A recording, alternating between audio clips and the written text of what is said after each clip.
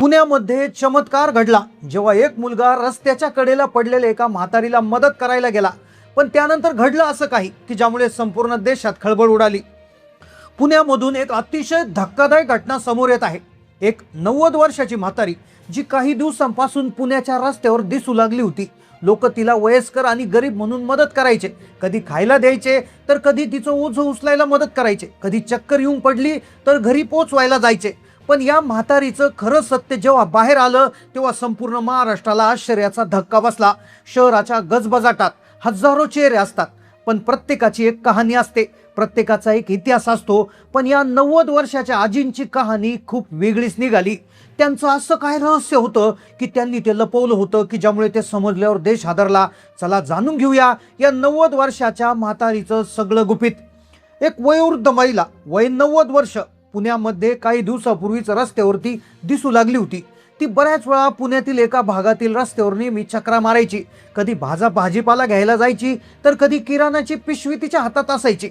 आता वय जास्त असल्यामुळे तिच्याकडून ते ओझं उचललं जात नसायचं। बऱ्याच वेळा तिला चक्कर यायची आणि ती रस्त्याच्या कडेला बसून राहायची। तिला एका दिवशी एका मुलानं मदत केली ज्याचं नाव अनिकेत। तो कॉलेजला जाणारा तरुण। अनिकेत रोज कॉलेजला जाताना त्या आजींना पाहायचा, त्या रस्त्याच्या कडेला थकलेल्या बसलेल्या असायच्या, तर कधी बाजारातून भाजी घेऊन येताना त्याला दिसायच्या।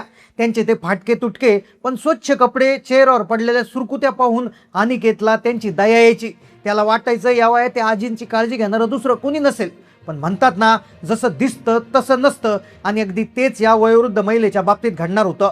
हिचं वय 90 असेल असं कुणाला वाटत नव्हतं, पण तिच्या आयुष्यात काय गुपितं दडलेली होती, काय भयंकर गोष्टी उघड झाल्यानंतर महाराष्ट्राला धक्का बसणार होता हे कुणालाच माहिती नव्हतं। पण ते उघड करणारा होता अनिकेत, जो एक मुलगा जो दररोज कॉलेजला जायचा। एक मुलगा तिला रोज पाहायचा, पण त्याला माहिती नव्हतं की एक दिवस तो या आजींना मदत करायला जाईल आणि संपूर्ण देशाला धक्का बसेल। एके दिवशी तो कॉलेजमधून लवकर घरी निघाला। त्यांनी पाहिलं की त्या नेहमी दिसणाऱ्या आजी आज रस्त्याने नेहमी सारख्या दिसत नव्हत्या, जात नव्हत्या। त्या थेट एका रस्त्याच्या कडेला एका झाडाखाली मांडी घालून बसल्या होत्या। त्यांना प्रचंड थकवा जाणत होता, त्यांना प्रचंड दम लागला होता, श्वासोच्छवास त्या वेगाने घेत होत्या। अनिकेतनं राहून आपली सायकल बाजूला घेतली, पाण्याची बॉटल, डब्यातली एक चपाती दिली। आजीनं काही न बोलता ती स्वीकारली, पण त्यांच्या डोळ्यात एक वेगळी चमक होती। आजपर्यंत अनिकेत त्यांना लांबून बघायचा, पण आज तो त्यांच्या जवळ जाऊन बसला होता। त्याला तिथे काहीतरी वेगळं जाणवलं। त्याने जवळ जाऊन पाहिलं तर आजीच्या डोळ्यात एक वेगळी चमक होती, एक वेगळा स्वाभिमान होता। आजी फारसं काही बोलली नाही, आजी फक्त म्हणाली, धन्यवाद बाळा। एवढं म्हणून तिने चपाती खाल्ली, पाणी प्यायली आणि लगेच उठून निघायला सुरुवात केली। पण आता अनिकेतच्या मनात कुतूहल निर्माण झालं होतं। ही म्हातारी नेमकं कोण आहे? 90 वर्षाचं वय असून ती नेमकं इथं कशासाठी आली? ही म्हातारी असून हिच्या डोळ्यात स्वाभिमान कसा? तिच्या बोलण्यामध्ये एक विचित्रपणा त्याला जाणवत होता, आणि तो या सगळ्या रहस्याचा पर्दाफाश करणार होता। तो आता असं रहस्य उघड करणार होता की ज्याने संपूर्ण महाराष्ट्राला मोठा धक्का बसणार होता। ही आजी सामान्य नव्हती, ही कोणतरी वेगळीच आहे हे त्याला कळून चुकलं होतं। बऱ्याच वेळा काही भिकारी महिला असतात, त्या चोऱ्यामोऱ्या करतात, चोरी घेऊन जातात, दागिने ओढतात, पण या महिलेच्या मागे दुसरंच काहीतरी गुपित लपलं होतं। एक मोठा चमत्कार लपला होता ज्याची कल्पना कुणाला नव्हती। ही महिला जर सामान्य आहे तर मग तिची मुलं बाळ कुठं, असा अनिकेतला प्रश्न पडला होता। मग ही एकटी का फिरते? ही नेमकं कुठं जाते, कुठं राहते? आता अनिकेत सगळा पर्दाफाश करणार होता। ती म्हातारी निघाली, तो हळूहळू तिच्या मागून सायकलवर जाऊ लागला। सायकलवर तो तिच्या मागे जात होता, पण अचानक एक राऊंड टर्न आला आणि टर्नवरून ती म्हातारी डायरेक्ट गायब झाली। ती कुठे गायब झाली कोणाला समजलंच नाही। पण तो आता एक दिवस येणार होता की त्या दिवशी या रहस्याची पहिली गाठ सुटणार होती। अनिकेत घरी गेला, पण दुसऱ्या दिवशी तो पुन्हा आला। त्या दिवशीच या रहस्याची पहिली गाठ सुटली। अनिकेतने ठरवलं होतं आजी नेहमी कुठे राहते शोधून काढायचं। एके दिवशी तो घरी सांगून आला की मी कॉलेजला चाललो, पण तो कॉलेजला गेलाच नाही। तो गुपचूप ती महिला जिथे जात होती तिथे तो बसून राहिला। ती महिला आली, तिने हातात भाजीपाला आणला होता। अनिकेत गुपचूप तिच्या मागे लागला होता। त्याला वाटलं ही महिला कोणत्या तरी झोपडपट्टीत किंवा मंदिरात राहत असेल, पण आता तो जे पाहणार होता त्याने संपूर्ण महाराष्ट्राला पहिला मोठा धक्का बसणार होता। या रहस्याची पहिली गाठ आता सुटणार होती। आजी बाजारामध्ये भाजी येताना त्याने पाहिली आणि तो तिच्या मागोमाग लागला। ती गेली एका जुन्या चाळीमध्ये, एका लहानशा घरामध्ये, पहिल्यांदा अनिकेतला आश्चर्य वाटलं. त्याला वाटलं मंदिरात किंवा झोपडीत राहत असेल, पण चाळीमध्ये या महिलेचं स्वतःचं घर होतं. तो त्या घराच्या खिडकीजवळ गेला. ती म्हातारी त्या घरात घुसली. आता त्याला माहिती होतं की आजींची त्याची फारशी ओळख नाही, त्यामुळे घरात डायरेक्ट जाणं चुकीचं होतं. म्हणून तो हळूच खिडकीपाशी जाऊन उभा राहिला. आतमध्ये त्याने ते दृश्य पाहिलं. ते पाहून त्याचे डोळे विस्पारले, कारण की पहिलं गुपित तिथेच उघडणार होतं. आतमध्ये ती आजी एका जुन्या मोबाईलवर फोनवर कोणाशी तरी बोलत होत्या, अतिशय बारीक आवाजात, पण अत्यंत आत्मविश्वासाने ते बोलत होत्या. अनिकेत कान लावून ऐकत होता. आजींचे शब्द त्याच्या कानावर पडले. आजी म्हणाली, हा सौदा पक्का झाला ना, मग ठरल्याप्रमाणे माझं 10% कमिशन उद्यापर्यंत खात्यात जमा करा. मला उद्या 37,000 रुपये उद्याच्या उद्या पाहिजेत. अनिकेतच्या डोक्यात मुंग्या आल्या. हिला कमिशन कशाचा? ही कसला सौदा करते? फोनवर हिला 37 रुपये कशाचे मिळाले? 37,000 10% म्हणजे 37 लाखांचा मोठा व्यवहार हिने केला. म्हणजे गरीब दिसणारी ही महिला नक्की कोण आहे? ही कशाचं कमिशन घेते? त्याला बरेच प्रश्न पडत होते. पहिला संशय त्याला तिथेच आला होता. अनिकेत सुन्न झाला. 37,000 10% म्हणजे आजीला तो गरीब समजत होता. ती एका फोनवर बोलत होती आणि एका मिनिटात 37,000 रुपये ती कमवत होती. आता या रहस्याचं पहिलं पान ते उघड झालं होतं. आता पुढचं पान तो उघड करणार होता, ज्याने संपूर्ण देशाला हादरा बसणार होता.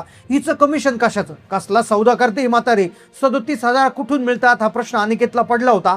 अनिकेत गुपचूप रात्रभर तो झोपलाच नाही. इंटरनेटवर सर्च केलं, कमिशन कशाचं असतं, इतकं कमिशन कोण देतं, कशासाठी देतं. या बाईला नीट दिसत नाही, चालता येत नाही, चालता चालता चक्कर येते, पण एका फोनवर 37,000 रुपये एका मिनिटात कशी कमवती? त्याला चैन पडेना. त्याने रात्रीतून प्लॅन बनवला. डायरेक्ट आजीच्या घरी पोहोचायचं, तिला स्पष्ट विचारायचं, तिला सांगायचं मी तुमचं बोलणं ऐकलं. दुसऱ्या दिवशी अनिकेतला राहवलं नाही. तो थेट घरी पोहोचला. आजीच्या घरी गेला. त्याने सांगितलं मी काल तिथे होतो, मी सगळं काय ऐकलंय. अनिकेत डायरेक्ट म्हणाला, काल दुपारी मी सगळं ऐकलंय. तुम्हाला एका मिनिटात 37,000 कशाचे मिळतात? तुम्ही कशाचं कमिशन घेतात?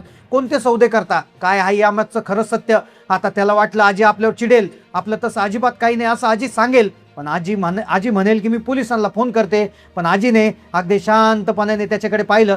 शांतपणे आजी हसली. इतक्या शांतपणे हसली की तिच्या डोळ्यात आत्मविश्वास दुपटीनं वाढला आणि ते पाहून अनिकेतच्या पायाखालची जमीन सरकली. अनिकेतला वाटलं आता आपलं काही खरं नाही. म्हातारीला काहीच फरक पडला नाही. आपण इतकं ओरडून बोललो तरी आजी आणखी शांत झाली. आजी म्हणाली, कदाचित आज मला कोणतरी असा भेटलाय की ज्याला मी माझी कहाणी सांगू शकते. आजी वाटच पाहत होती तिची कहाणी सांगण्याची, आणि याच कहाणीतून या 90 वर्षाच्या आजीचं सगळं आयुष्य समोर आलं, आणि जे एखाद्या चित्रपट कथेपेक्षा कमी नव्हतं. आजी म्हणाली, बाळा माझं लहानपण खूप खडतर. वडील लहानपणी वारले. आईने आम्हाला भावभांडांना कसं तरी वाढवलं. 16व्या वर्षी माझं लग्न झालं. शिक्षण अर्धवट राहिलं. अनिकेतला सुरुवातीला वाटलं ही फक्त सारव आहे, काय नुसतं टाइमपास करते म्हातारी, कारण की त्याला फक्त 37,000 रुपयांचं गुपित माहिती करायचं होतं. आजी सांगत होती आणि शेवटच्या पॉइंटला आजी सांगणार होती 37,000 कशाचे. 16व्या वर्षी लग्न झालं, पण माझा नवरा घराबाहेर पडला. तो पुन्हा कधीच आला नाही आणि इथूनच माझी लढाई सुरू झाली. एकट्याच होत्या. शिवणकाम केलं, चक्की घेतली, संघर्ष संपला नव्हता. ज्या घरात त्या भाड्याने राहत होत्या त्या घरमालकाने छळ सुरू केला. त्या सांगत होत्या. अनिकेतच्या डोळ्यात आता पाणी यायला लागलं होतं. 16व्या वर्षी एकाकी पडलेली महिला स्वतःच्या पायावर उभी राहिली. घरमालकाने बाहेर काढण्यासाठी पाणी तोडलं, लाईट घालवली. इतकंच नाही तर दारात घाण टाकायचा. गुंडे पाठवले. घरात 2 धिप्पाड गुंड समोर. एकट्याच त्या आजी होत्या. त्या घाबरल्या नाही. त्यांनी शांतपणे गुंडांना उत्तर दिलं, तुम्ही फक्त एवढंच कराल की माझा जीव घ्याल, त्या पलीकडे तुम्ही काहीच करू शकत नाही. त्यांच्या आवाजातलं धैर्य पाहून गुंड पळून गेले. या आजीच्या आयुष्यातला सगळ्यात मोठा धडा होता. मग त्याने विचारलं, तुम्ही बाकीचं जाऊ द्या, तुम्ही 37,000 कशाचे मिळाले? तेव्हा आजी म्हणाल्या, मी रिअल इस्टेट एजंट म्हणून काम करते. मी जागा, घरं, फ्लॅट वगैरेची विक्री करते आणि त्याच्यातून मला कमिशन मिळतं. काल जे 37 लाख रुपयेची एक डील झाली आणि त्याच्यामध्ये मला 37,000 रुपये त्या ठिकाणी मिळाले, असं ती सांगत होती. अशाच प्रकारे त्या आजींची कहाणी अनिकेतला समजली आणि त्यावरून त्याचं सगळ्याची हे स्पष्ट झालं. आजीवर डाऊट येत होता, पण आजीची सगळी कहाणी आणि जिद्द ऐकून त्याच्या डोळ्यात पाणी तरळलं. रस्त्यावर दिसणारा प्रत्येक चेहरा नसतो, त्याच्या मागे कथा दडलेली असते. त्यामुळे कोणाला कमी लेखू नका, कोणाची थट्टा करू नका. जमेल तर मदत करा, कारण की तुमचा एक छोटासा प्रयत्न कोणाचंही आयुष्य बदलू शकतो. ही हृदयस्पर्शी कहाणी तुम्हाला कशी वाटली कमेंट करून नक्की कळवा. व्हिडिओ आवडल्यास शेअर करा. आमच्या चॅनलला सबस्क्राईब करायला विसरू नका. धन्यवाद.